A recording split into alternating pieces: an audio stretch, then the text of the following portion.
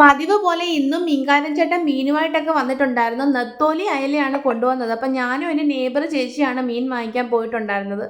ആ ഒരു ചെറിയ കണവ കണ്ടോ? അത് മീൻകാരൻ ചേട്ടൻ ചേച്ചിക്ക് ഫ്രീ ആയിട്ട് കൊടുത്താണ് കേട്ടോ. ചേച്ചി കുറേ നാളുകൊണ്ട് കണവ മീൻ ചോദിക്കുന്നുണ്ടായിരുന്നു. ഇതാണ് ഇവിടെ മീൻ കൊണ്ടുവരുന്ന ചേട്ടൻ. എൻ്റെ സബ്സ്ക്രൈബറാണ്. അപ്പോൾ ആൾ കൊണ്ടുവരുന്നതെല്ലാം നല്ല ഫ്രഷ് ആയിട്ടുള്ള മീൻ തന്നെയാണ് കേട്ടോ. അപ്പോൾ അയലയെല്ലാം വാങ്ങിച്ച് വീട്ടിൽ കൊണ്ടുവന്ന് വെട്ടി വൃത്തിയാക്കുന്നതിന് മുൻപായിട്ട് ഞാൻ ഈ ഒരു കളറിലുള്ള ഹൽവ കഴിച്ചിട്ടുണ്ടായിരുന്നു കേട്ടോ.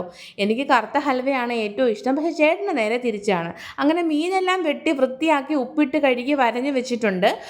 വറക്കുന്നതിനാവശ്യമായി അര സ്പൂൺ മഞ്ഞൾപ്പൊടി, അര സ്പൂൺ മല്ലിപ്പൊടി, 2 സ്പൂൺ മുളക് പൊടി, ആവശ്യത്തിന് ഉപ്പ്, നാരങ്ങ നീരും കൂടെ ചേർത്തിട്ട് നല്ലതുപോലെ പേസ്റ്റാക്കി വരഞ്ഞ മീനിൽ നല്ലതുപോലെ തേച്ച് പിടിപ്പിച്ചിട്ടുണ്ട്.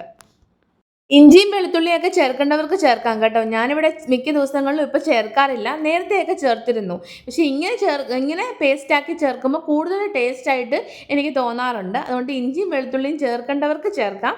ഞാൻ എന്തായാലും ഇതിൽ ചേർത്തിട്ടില്ല കേട്ടോ. അങ്ങനെ അരപ്പെല്ലാം തേച്ച് പിടിപ്പിച്ച മീൻ കുറച്ച് നേരം ഫ്രിഡ്ജിൽ റെസ്റ്റ് ചെയ്യാൻ വേണ്ടി വെച്ചു. ചോറ് കഴിക്കാൻ സമയമായപ്പോൾ തന്നെ ഒരു ഗ്യാസിൽ പാൻ വെച്ചിട്ട് അതിലേക്ക് ആവശ്യത്തിന് വെളിച്ചെണ്ണ ഒഴിച്ചു.